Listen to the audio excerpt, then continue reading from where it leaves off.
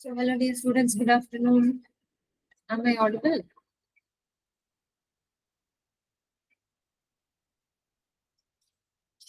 Am I audible to all of you?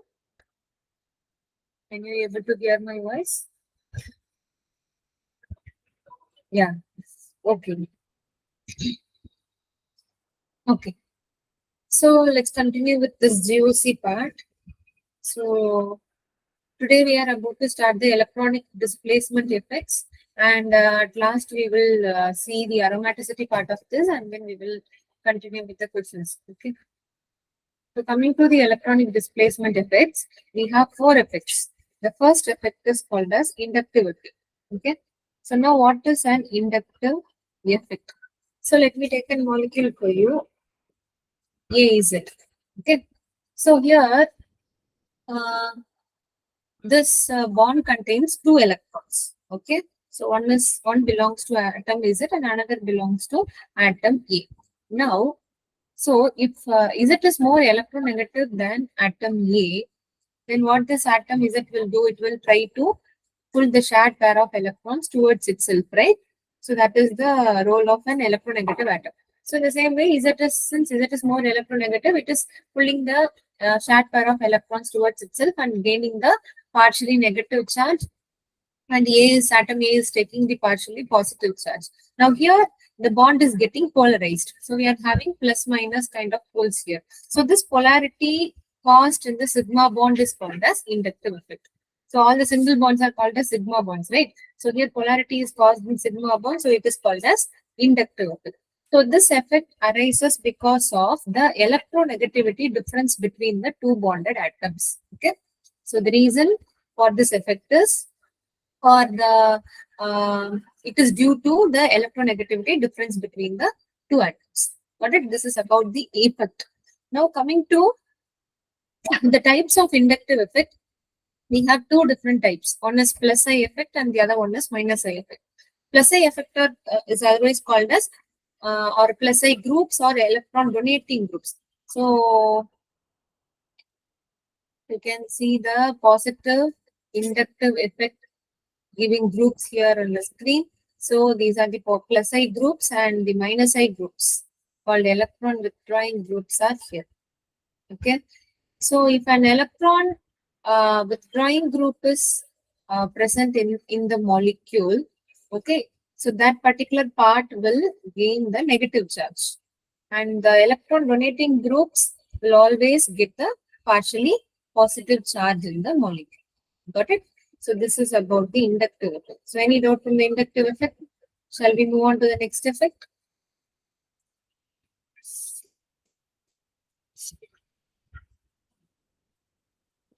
If an electron donating group is present in the compound, then it will increase the electron rich capacity of that molecule. Okay. If an electron withdrawing group is attached, then in that case, electron deficient character will increase for the system. Okay. Mostly for aromatic compounds, we will have this kind of system. Good. So now coming to the second effect called hyperconjugation. So hyperconjugation is the sigma bond orbital overlapping with p orbital. Okay, sigma bond orbital of one atom overlaps with the p orbital of the other atom. So normally sp3p overlapping will occur in this system, and hyperconjugation is mostly observed in the carbocation intermediate. Okay, we have three different types of intermediate. One is carbocation and the other one is carbanion. The third is free radical. So we can observe this hyperconjugation effect in carbocation. So yesterday we have seen that we have many different types of carbocation, right? So methyl carbocation, primary carbocation, secondary carbocation, and tertiary carbocation. So now we all know, and yesterday I told you that tertiary carbocation is more stable. Do you remember the stability order that we have seen in the previous class? Do you guys remember the stability order?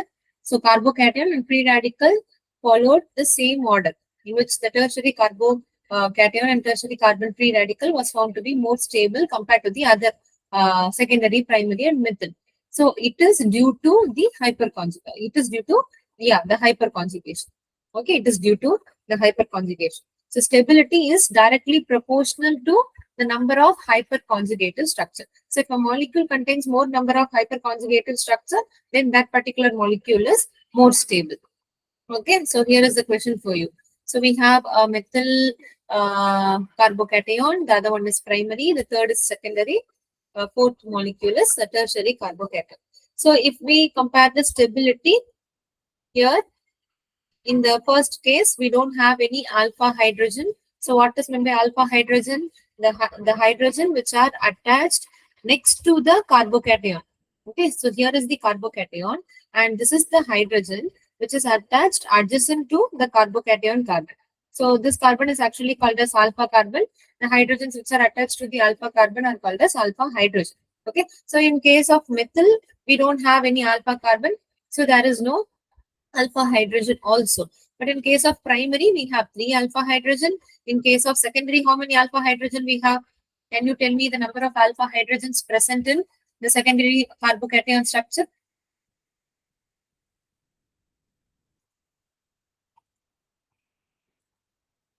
Can you give me the number of alpha hydrogens present in the secondary carbocation?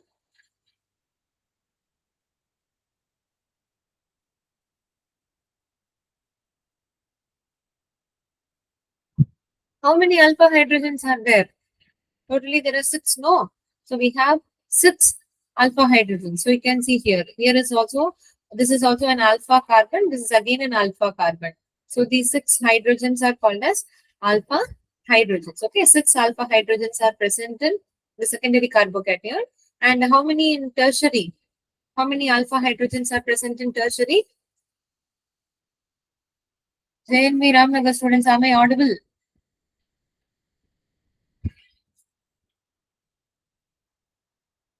See, can you hear my voice?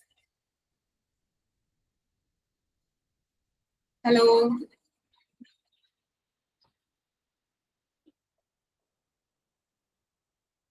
So what is the answer for the question?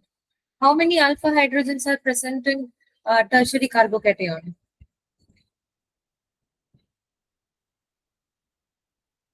Very good. It is 9, right? So 9 alpha hydrogens are present.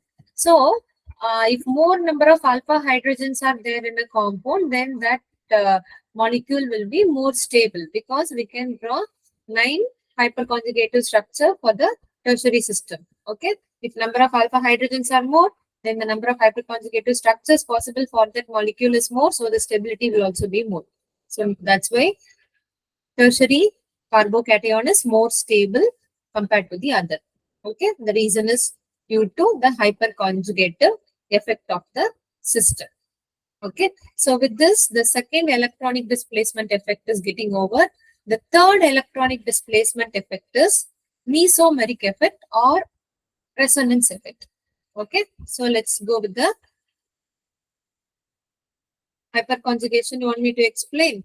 So hyperconjugation is mainly, so during the class time, I have explained this in a detailed manner. Okay, anyway, I'll explain this once again for you. So we have, so what was the definition I gave for you for hyperconjugation? Just give me a second. Yeah. Sorry.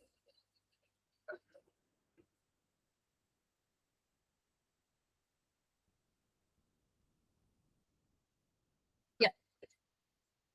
So sigma bond orbital overlapping with the p orbital is called as hyperconjugation. Okay. So let me take an ethyl cation for you.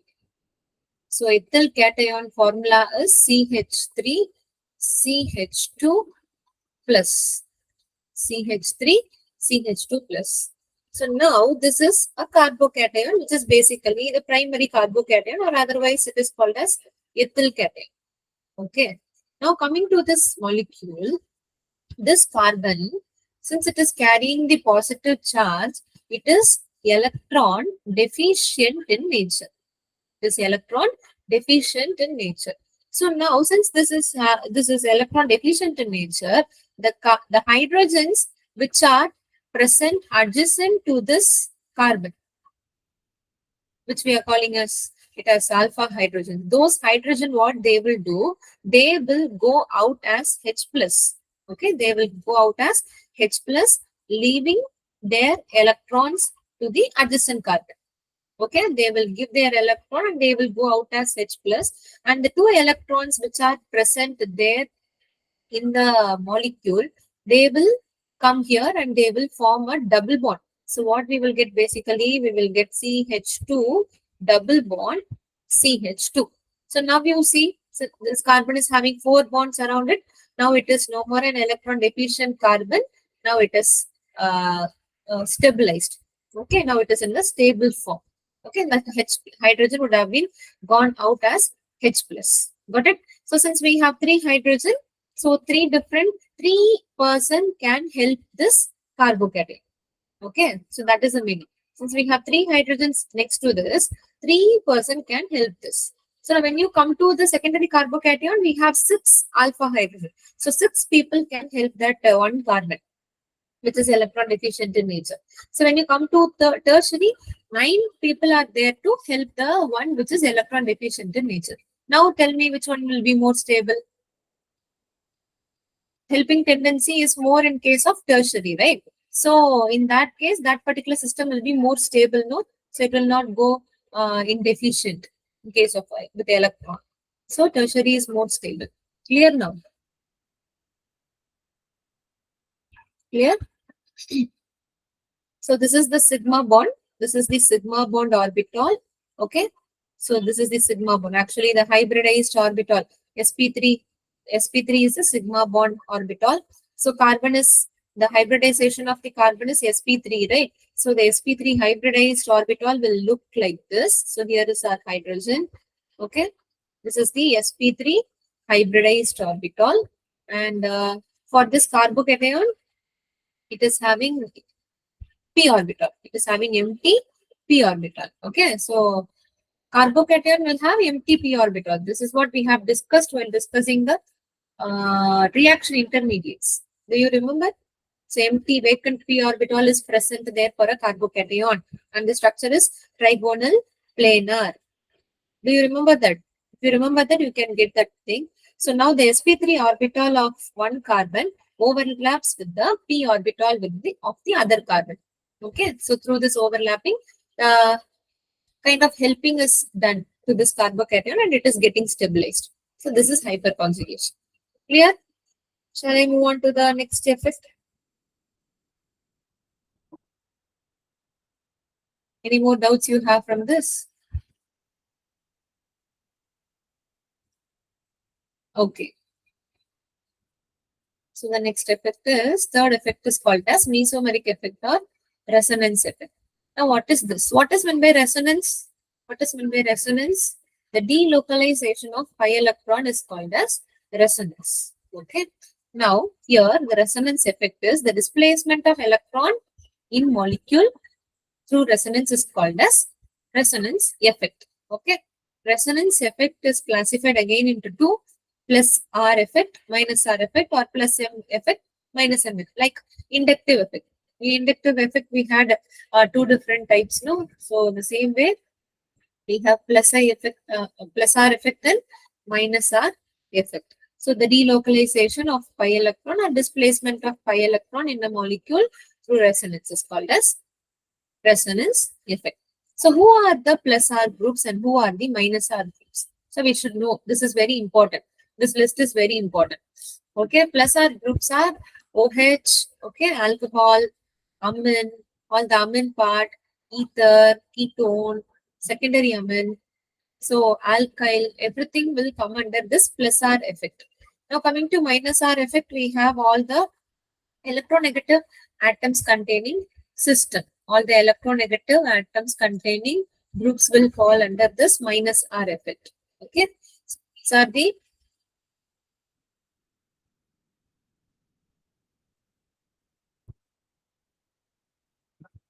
students. Are you okay now? Shall I continue? Yeah. So these are the list for plus R groups and minus R groups. So take down this. Okay, the very important minus R groups are NO2, SO3H and CF3, COOH and CHO. Okay, all these are very important. Now coming to plus R, OH is very important. Okay, and CH3 is very important. OR is very important. NH2 is very important. Okay, so all are very important, but these are the very most important groups. Okay, and this resonance effect or mesomeric effect, they act only at ortho and para position. They act only at ortho and para position. Very important point to be noted. Okay, suppose for example, if I have a compound like this, so this compound is called as phenol. This compound is called as phenol, and this is the adjacent part of phenol, and this is the alternative part of phenol, and this is the opposite part of the phenol. Okay, so adjacent means it is ortho, alternative means it is meta, and opposite means it is para. Okay, so if OH is attached to the benzene ring like this, then the incoming electrophile which is coming from outside, so it will go to either ortho position or para position. Will go to either ortho position or para position. So the mesomeric effect can act only at ortho and para position. If an electron withdrawing group like NO2 is attached, if NO2 group is attached in the compound, then the incoming electrophile will go to the meta position. Okay, the electron displacement will be there. The electron will displace at orthocarbon and paracarbon. Okay, they will come at orthocarbon and paracarbon. So the ortho position and para position will become electron rich in nature, and since electrophiles are electron deficient in nature, so they will come at and attack the ortho and para position.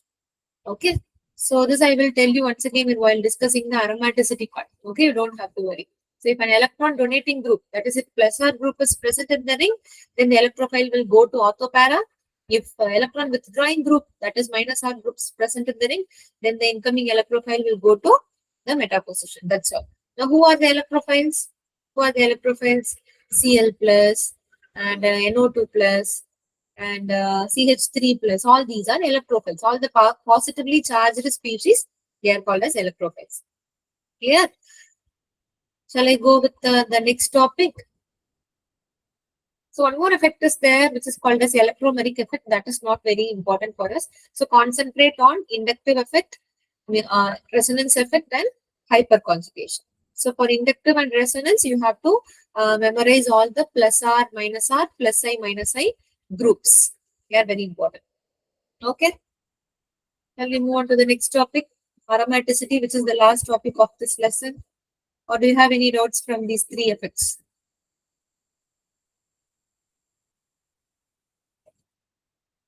Okay. So let's go with aromaticity. So aromaticity. What is meant by aroma? Aroma means sweet smell, right? So the most important or the very most example, the common example given for an aromatic compound is benzene. Okay. Now, for exam point of view, how to find out whether the given molecule is aromatic or not? So there are some criteria. Okay, you might have already studied those criteria, and if you remember those criteria, how many criteria we have to find out the compound whether it is aromatic or not? Totally, how many criteria we have? We have 4 criteria. Okay, mainly 4. The first criteria is the compound should be cyclic in nature. Compound should be cyclic in nature. And the second rule is it should be planar. The compound should be planar. Like for example, you see in case of benzene, this is benzene. So in benzene, we have 6 carbon atoms, and all the 6 carbon atoms are sp2 hybridized. Okay, so that's why they are having trigonal planar in geometry. And all the carbon atoms, if you see, they are sp2. All the carbons are sp2. So it is a plane. Like all 6 atoms are there on a plane. So it is a planar, cyclic. And one more example, if you want to take, I can take the cyclopentadienyl cation. Cyclopentadienyl cation. So this is also planar in geometry. Carbocation is having trigonal planar geometry, right? So, and all these 4 carbon, they are sp2 hybridized. So they are also planar. And coming to the third example, cyclopentadienyl anion. Okay, it's also having planar thing, and cyclobutadiene. All the carbon atoms are sp3 hybridized. And coming to the last two compounds, so even though all the carbon atoms are doubly bonded and all of them are having the same hybridization, they are not. Excuse me. They are not on the plane. They are not on the plane. They will have some zigzag kind of structure. Okay, so all of them will not be present in a single plane. So there is some what to say, orbital overlapping is not possible. Orbital overlapping is not possible. Actually, the p orbital has to overlap with the another p orbital, right? So the delocalization of pi electrons will happen only if they are parallel to each other. But in case of the cyclo octa tetraene. This compound is called a cyclo-octa tetraene. So in this compound, all the p orbitals will not be present on a single plane. So the overlapping will be broken down. So the delocalization cannot happen. So it is not considered as an aromatic compound. Okay, it is considered to be a non-planar compound. It is considered to be a non-planar compound. And coming to this also, it is also a non-planar compound because of the angle strain. It is due to the angle strain. Okay, so if you see the angle here, they are very less. Angle will be very less for them. So because of this angle strain, two p orbitals cannot freely overlap with each other. Got it? So this compound, all these compounds are having the planarity, but the last two compounds are not having the planarity. Got it? Now coming to the third criteria, complete delocalization of electron throughout the ring should be there. So in case of cyclopentadienyl cation, here we have two pi bonds, and the electrons which are present in those two pi bonds will involve with the delocalization like this. And because of this delocalization, we arrive at one more structure, and this is that structure. So again, this electron will come here, and this will go back here to give the first structure again. Okay. So what do we conclude from this? So the electrons are getting delocalized over all the 5 carbon atoms. So complete delocalization of electron is happening throughout the ring in this compound. Okay. Now coming to one more compound. So this is called a cyclopentadiene. So the first compound is cyclopentadienyl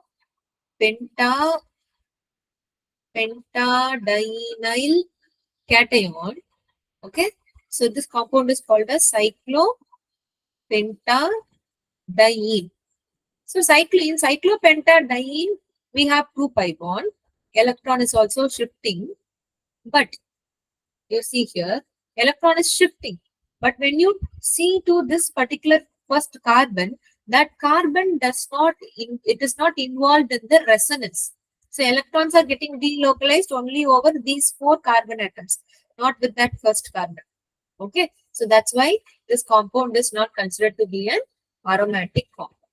Okay, all atom which is forming the ring must participate in resonance. Then only that compound is taken as an aromatic compound. Got it? Clear? Any doubt from this? So the first criteria is compound should be cyclic and it should be planar. And thirdly, delocalization of electron should be present throughout the ring. Shall I go with the fourth rule? Shall I go with the fourth rule, which is called as Huckel's rule? Okay. So the fourth criteria, which is a very important criteria and also the last criteria for aromaticity, that is participation of 4n plus 2 pi electrons in the resonance. Electrons are resonating in the ring, but we should have 4n plus 2 pi electrons in the resonance. Then only we can say that the given compound is aromatic and it is highly stable. So what is this n? N is an integer. Okay.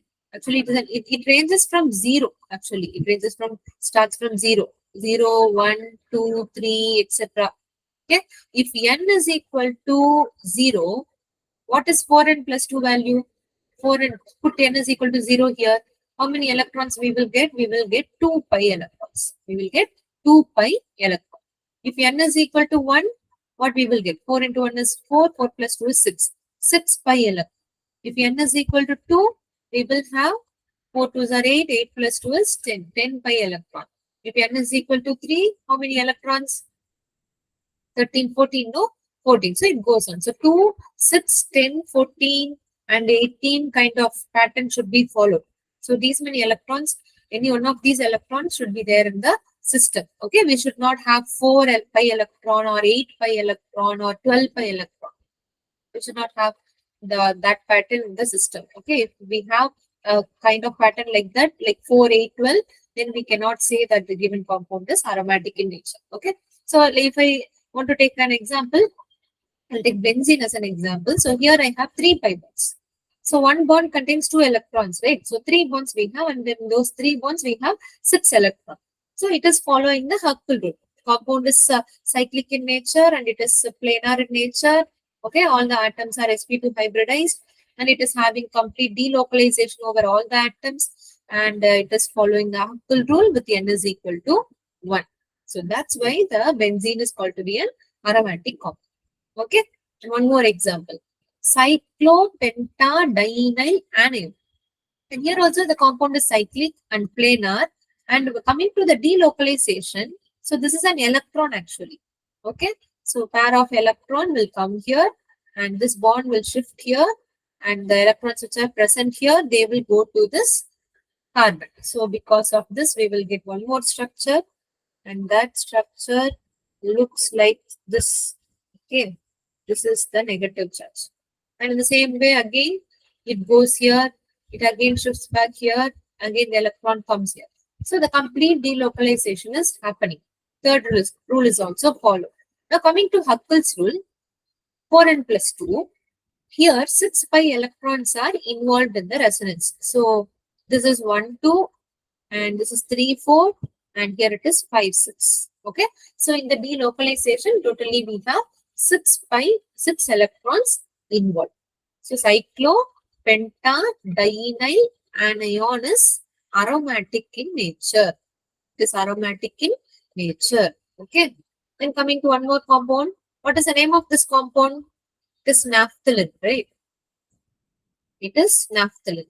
So naphthalene is cyclic, planar, complete delocalization is there. We have alternative double and single bonds here. Double bond, single bond, double bond, single bond, double, single, double, single, double, single. Okay. So it is having alternative double bond and single bond, and we have 5 pi bond. So 5 into 2 is 10. So it is following this 10 pi electron system by putting the n value as 2. So naphthalene is also aromatic in nature. Okay. So any doubt from this? So Huckel rule means 4n plus 2 pi electron pattern should be followed. So is this clear, students? Instead of this 4n plus 2 pi electron pattern, if the participation of 4n pi electron in the resonance is there, then we can say that the given compound will be anti-aromatic in nature. And it is highly unstable in nature. Okay. Here it is aromatic, and here it is anti-aromatic. So the examples I'll give you. Cyclopentadienyl cation I am taking. This is cyclopentadienyl anion, the cyclopentadienyl cation. So what is the criteria for a compound to be anti-aromatic? The first 3 rule will be same. The compound will be cyclic, the compound will be planar, the compound will have delocalization also. But the 4th rule, Huckel rule, instead of this 4n plus 2, if we will have this 4n pi electrons followed in the system, then it is anti-aromatic. So here you see, we have only 2 pi bonds. 2 means 2 into 2 is 4 pi electrons. So it is having 4 pi electrons. If I substitute n is equal to 1, I will get 4 pi electrons for this pattern, for this formula, right? So here n value cannot be 0. So n ranges from 1 to 3, etc. If n is equal to 2, we will have 8 pi electron. If n is equal to 3, we will have 12 pi electron. So if 4, 8, 12, 16 pattern is followed, okay, it is an anti-aromatic compound. One more example I'll give you. Cyclobutadiene. Cyclobutadiene. So it is cyclic in nature and all the carbon is sp2 hybridized, so it is planar, and delocalization is also there. Double single bond is there, alternative pi, sigma and pi bond is there. But instead of 4n plus 2, we have 4n pi electron. We have 4n pi electrons. Since we have two bonds, there are 4 pi electrons. Got it? So it is anti-aromatic in nature. So with this, the lesson is getting over. Do you have any doubt from the aromaticity part? Next, we will move on to the questions. Any doubt? Shall I move on to the question? Shall I move on to the question? Are you all ready? If you're having any doubt, you can ask me. Okay. So coming to the question, which among the following compounds will show geometrical isomerism? So I will give you 30 seconds. Try to give me the answer for this question. Which among the following compounds will show geometrical isomerism? 10 to 1 E. You have to draw the structure, then only you can find out the answer for this. We have already done this in the class. So let me see whether you guys remember the concept of that. Then take your time. Give me the correct answer in the chat box. Which compound will show geometrical isomerism? Geometrical isomerism means the one which is exhibiting cis-trans isomerism. Right? Cis-trans isomerism. So pent 1E, what is the structure? Pent 1E. So pent means 5 carbon. Between 1 and 2, there is a double bond. And here both are hydrogen. And here one is hydrogen. And here the remaining part is an alkyl group. Okay. Then coming to 2,3 dimethyl butene. Bute means 4 carbon. 2ene. So let me put a double bond here. And in second carbon and third carbon, I have a methyl. So this is 2,3 dimethyl butene. So here everything is a methyl group. Okay, everything is methyl. And coming to the third compound, prop1E. Prop means 3 carbon with a double bond between 1 and 2 and 2 methyl. Option B, the compound which will show geometrical isomerism. Option B is not the correct answer. Two groups or two atoms should be different. No, the atoms or the groups which are attached to the double bond. So among the 4 atoms, 2 of them should be different. Then only that compound can exhibit cis-trans isomerism, right? Here all of them are methyl. All of them are CH3 only. Then how can you say that option D will yeah, very good. Option D is the correct answer. So here I have 2 hydrogen and here there are 2 C group. Both are C. So here we have 2 different groups, but that's 2 similar groups are attached to the same atom. Okay, the 2 similar groups. If I take this hydrogen, both the hydrogens are attached to the same carbon. It should not be the case. Okay, one should be here and one should be with the other alkene carbon. So this compound will also not exhibit. This will not exhibit. And here if you see 3 atoms are same. So this compound cannot exhibit.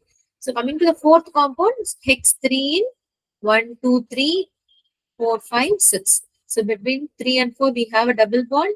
3 and 4 is having methyl. 3 and 4 is having the methyl. So this is ethyl and this is methyl.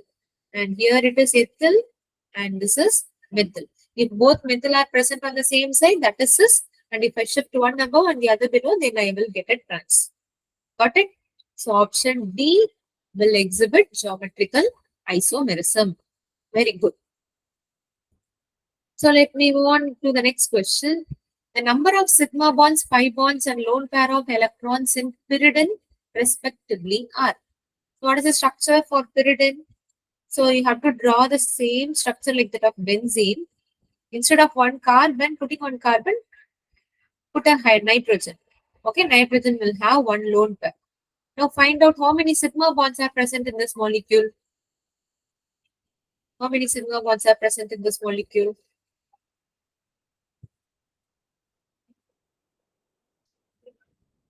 How many sigma bonds, students?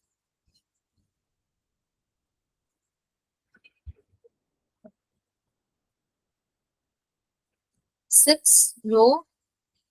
We have carbon hydrogen sigma bonds also, no? Don't forget this. Each carbon should have 4 bonds. Now, if I take this carbon, it is having only 3 bonds around it. So, the remaining one is hydrogen. Here also we have one hydrogen. Here also we have one hydrogen. So, like this, we have 5 hydrogen. Yeah, very good. So, totally 1, 2, 3, 4, 5 sigma here. 6, 7, 8, 9, 10, 11 in the ring. So, 11 sigma, 3 double bonds. So, 3 pi bond and 1 lone pair on nitrogen atom. Okay, so option B is the correct answer for us. Very good. Super. Now coming to the third question. What is the hybridization shown by C1 and C2 carbons respectively in the given compound? What is the hybrid? Actually, which is carbon number 1 and which is carbon number 2? So here, let me draw the complete structure. CHO, CH, double bond CH, CH2, C double bond O, O, CH3. So this is the ester part. Option D. Option D is not the answer. This is the ester part and this is the aldehyde part. So which comes first in the listing? Option C. Option C is also not the answer. Which comes first in the priority order? Ester. Then only aldehyde. So I have to start numbering the carbon from this 1, 2, 3, 4 and 5. Okay. So this first carbon is having double bond. So it is sp2 hybridized. And the second carbon is having only single bond around it. So it is sp3 hybridized. Why you guys are getting confused here? Both of you guys are giving me the wrong answer. Why there is a confusion here in this very simple question? You need to be strong in the basics. Okay. So don't get confused. While numbering, you have to go according to the alphabetical listing. So since we have 2 functional groups here and we have to follow the alphabetical, the priority table we have to follow. Okay. So in that table, ester comes first in the list. So start numbering from the ester carbon. You should not start numbering from this carbon. That is actually the substituent of this ester. So you should not start numbering from that. So numbering should be given only for carbon. So it has to start from the C double bond O carbon as one. Okay. Any doubt from this? What is the hybridization of this third carbon? What is the hybridization of this third carbon? Can anyone tell me the hybridization of carbon number 3? Very good. sp2, very good. And students, very good. What about carbon number 4? What about carbon number 4? sp3. Ramnagar students, it is also having double bond, no? Then how come it is sp3? It is also sp2 only. What about this aldehyde? If I have to give the expanded form of this aldehyde, how will I draw? It is actually C double bond OH. Very good, very good. The C double bond OH, right? Very good. Yeah, good. So it is sp2 again. Super. So option B is the correct answer. sp2 for carbon number 1 and sp3 for carbon number 2. Then coming to the next question. Which compound among the following is not an aromatic compound? Which is not an aromatic compound? Just use all the 4 rules. You cannot go to the 4th rule. By using the first 3 rule itself, yeah, very good. Option D. Why option D is the correct answer? Because in option D, it is clearly seen that this carbon is not having any double bond with it. Okay.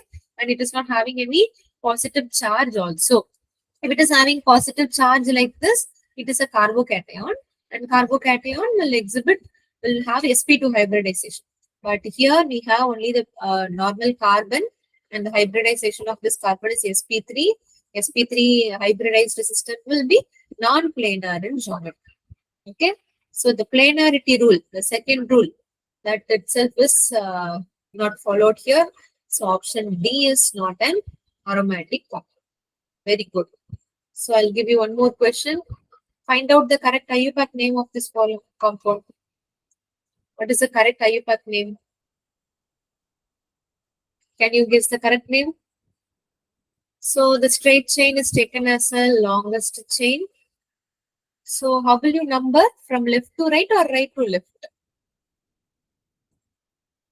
From left to right or right to left?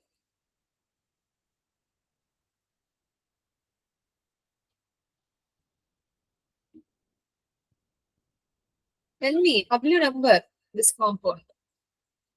You give me the answer later. Option B, no. Actually, option A, very good. Option A is the correct answer. So here we have bromine and chlorine. Okay, they are the substituents. And this OH is the functional group.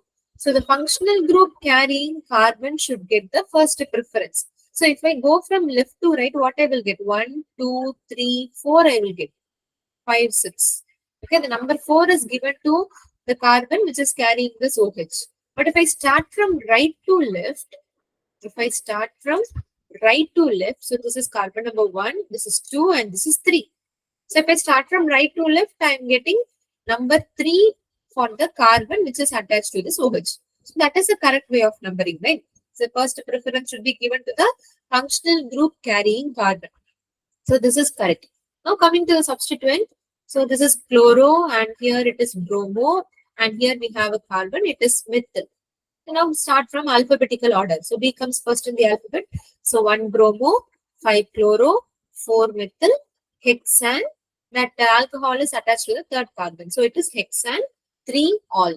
So option A is the correct answer for us. Okay. Good. So one more question. Propylone is an aromatic compound and has 8 pi electrons. Propylone is an aromatic compound and has 8 pi electrons. And statement 2 says that the pi electrons of C double bond O group in propylone is involved in aromaticity. Now, which is correct? You tell me.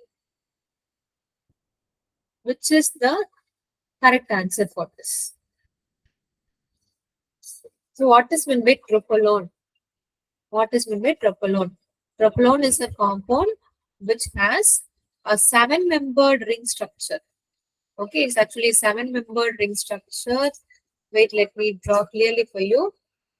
7-membered. Okay, 1, 2, 1, 2, 3, 4, 5, 6, 7 carbon with alternative double bond. And here we have double bond oxygen. And adjacent to this, we have an OH. So this compound is called as propylone. It is an aromatic compound. Okay, it is an aromatic compound because in this delocalization, okay, in this delocalization, only the electrons which are inside the ring that will be involved in the delocalization. It is cyclic and all the carbons in this ring are sp2 hybridized. Delocalization is also there, and during the delocalization, only 6 pi electrons are involved. So it is following Huckel's rule also. So it is an aromatic compound. And how many pi electrons it has? So inside the ring we have 3 pi bond and outside the ring we have 1 pi bond. No. So totally we have 4 pi bonds. So 4 into 2 is 8 pi electron.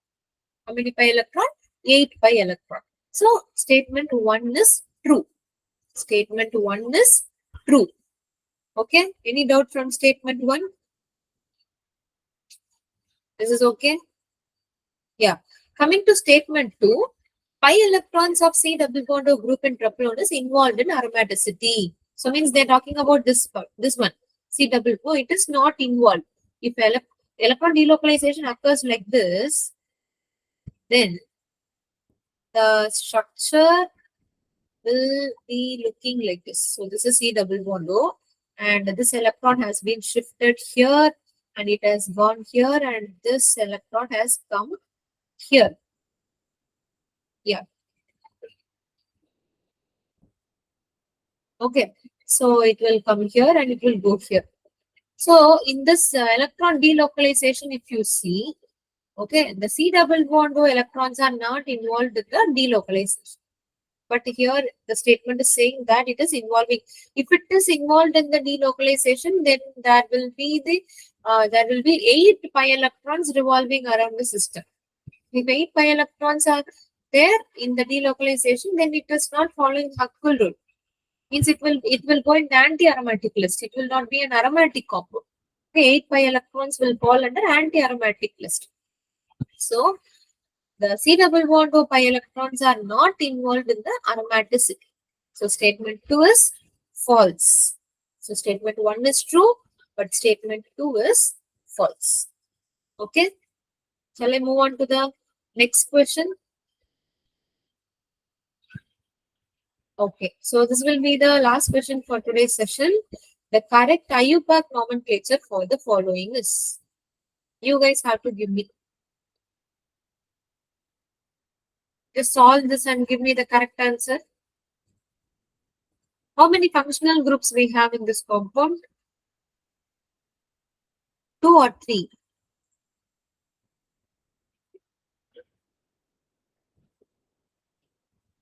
We have 3 functional groups, right?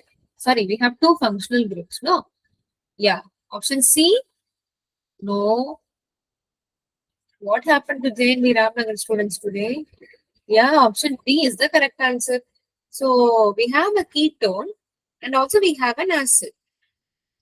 So when you compare a ketone and the acid should get the first preference, right? So the COOH carbon should be numbered 1 and here it is 2.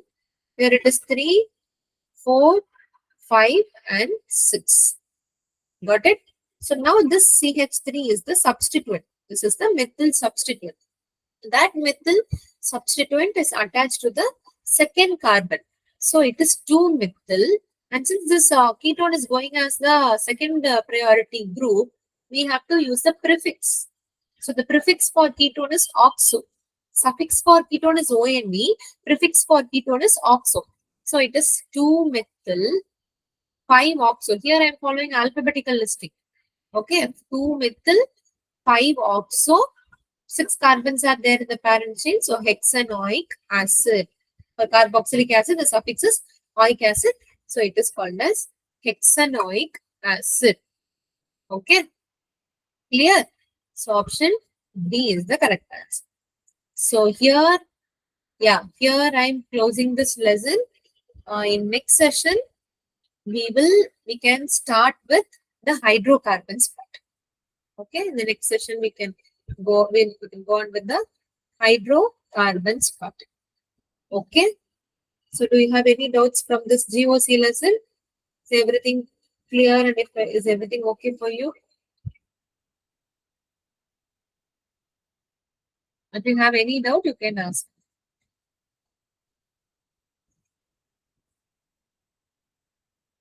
Yes, ma'am. Okay, then. Okay, meet you all, see you all in the next session, students, with a new lesson. Till then, take care, bye-bye. And so try to solve more questions on these chapters. Okay. So thank you. Thank you so much for listening.